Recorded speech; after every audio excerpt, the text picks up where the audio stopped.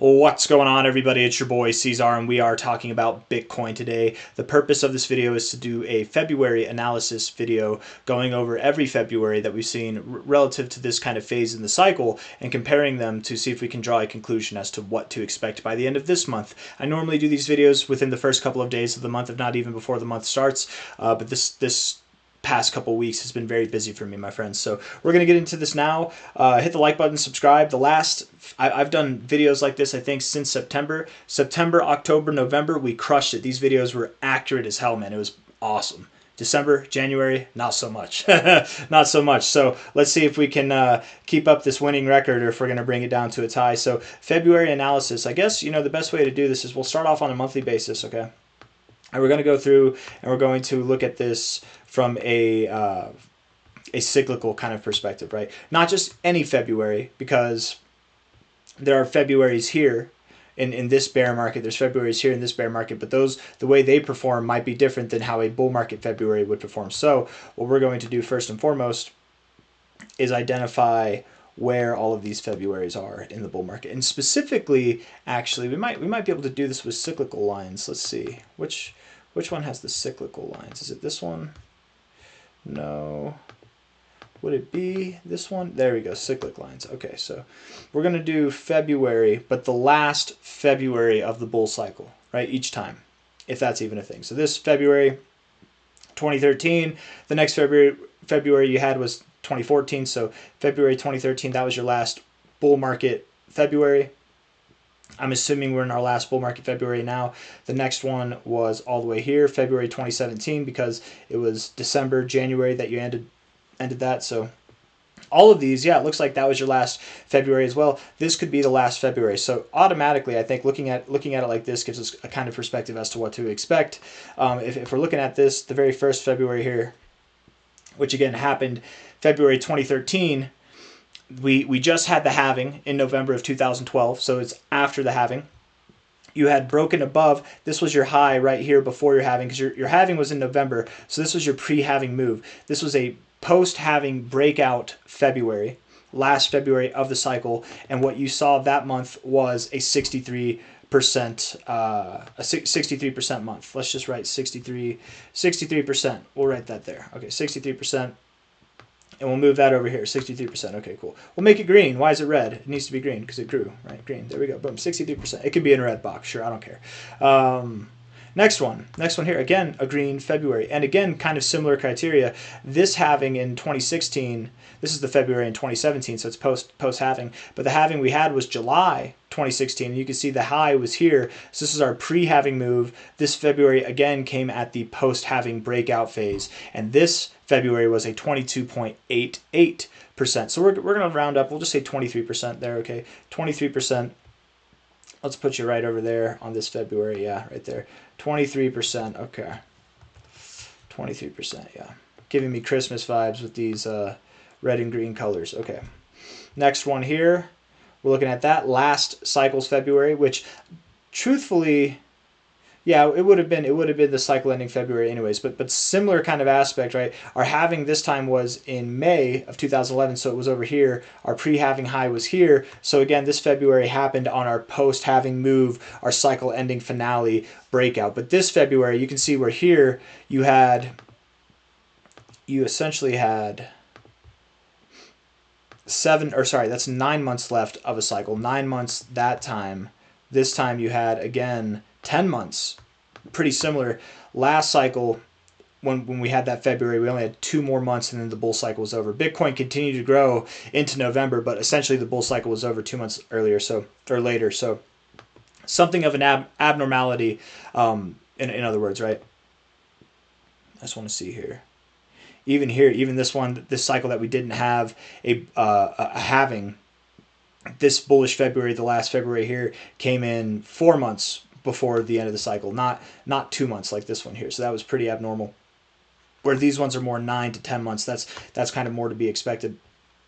If we're running with that idea before we get into the scheme of the percentages here. If we look at this here and we assume that we have 9 to 10 months left, 9 months would put us in November, 10 months would put us in December. Maybe we see something a little bit more than that, and that would put us in 2026. I doubt it.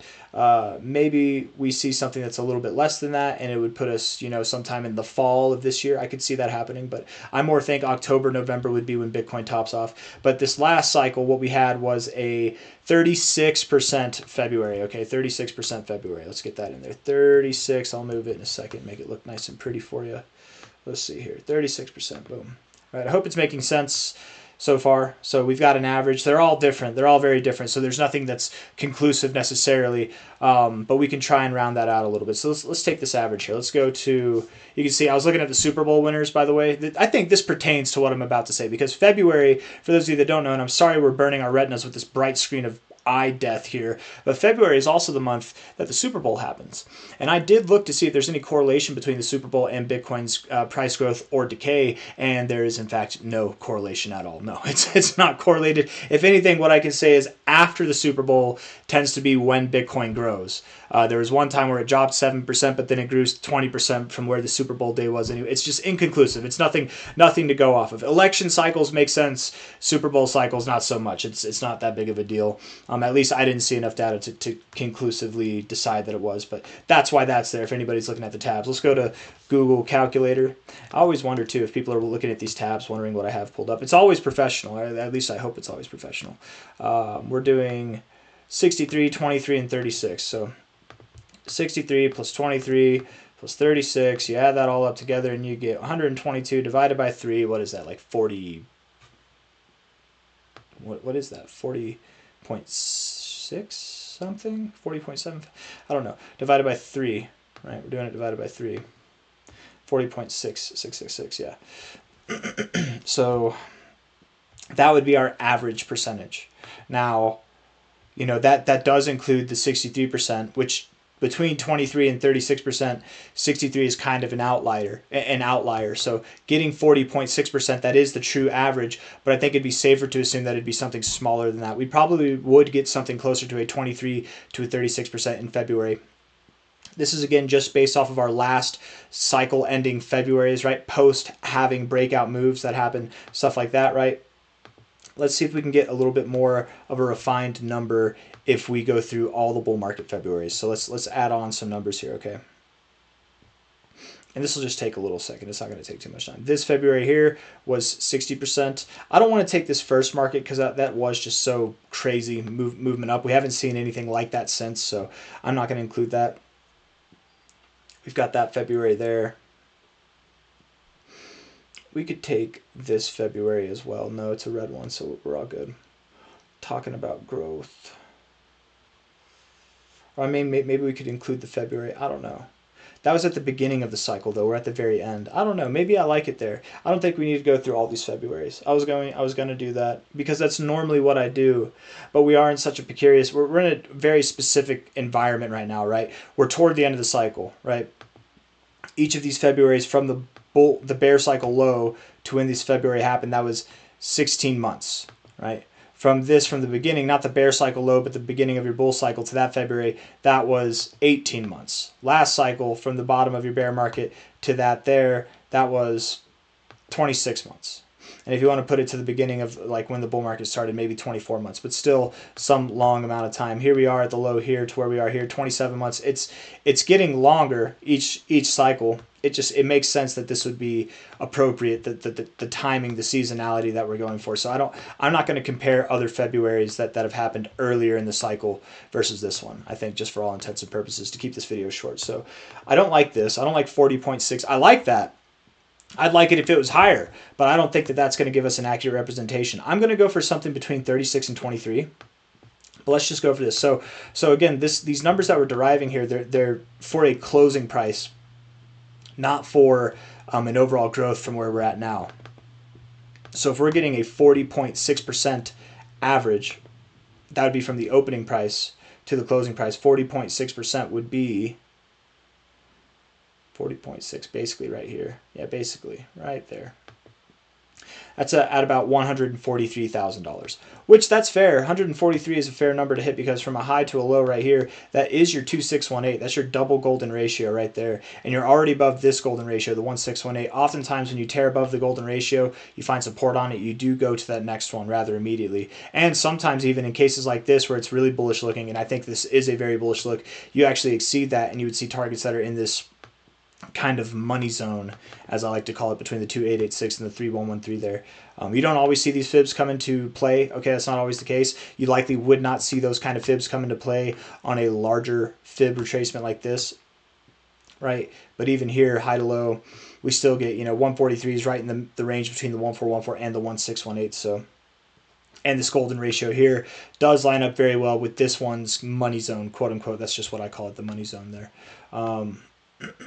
I don't like 40% by the end of this month. Okay, that's 143K. That, again, this is the average that we've derived from the 3 cycle ending Februarys to each bull cycle that we've had so far with a halving event in it. It's not a whole lot to go off of. Of course, we could grow more than 40% by the end of the month. We could be less than 40%. 40% is the average. Let's go with something, though, that's in between 23 and 36. 23 and 36, what's that? 7, that's 13.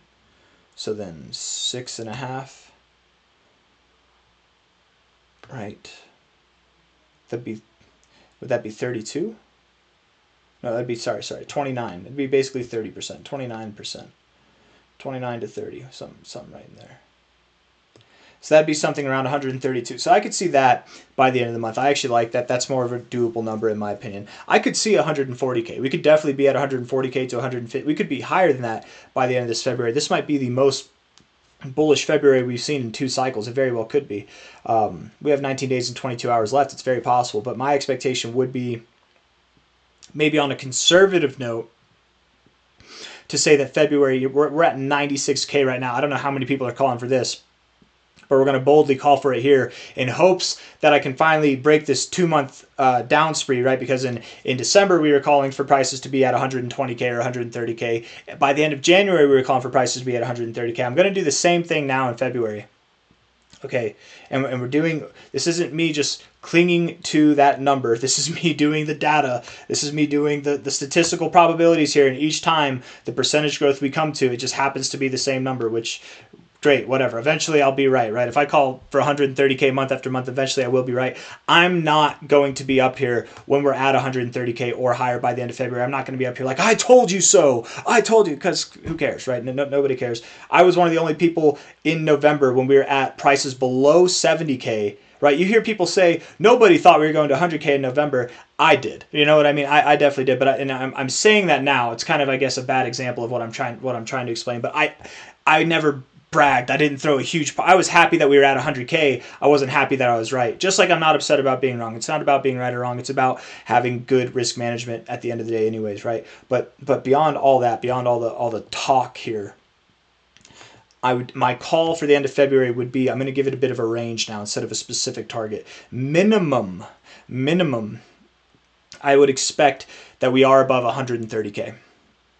We're at 96.7K now. I don't know how many people are calling for this by the end of the month, but I expect Bitcoin to be worth over 130,000, probably even above 133. I do not expect Bitcoin to be, let's see, where's that 40%? I do not expect it to be over 143K. So above 130K, sure. Below 143K. So somewhere in between there is what I'm thinking. If I had to guess what the highest we could see by the end of February, I suppose it's possible we could reach for 150 to 160. But that would be unprecedented. That wouldn't be anything that I would expect personally to happen. It could happen. Just because I don't expect it to happen doesn't mean that we shouldn't accept it as a possibility. So accept it as a possibility. But the most likely scenario, in my opinion, we're at 96.8K now. February likely ends between 130 to 143K. That's my genuine thought. Something probably above 132 is what I'm thinking. 133 even.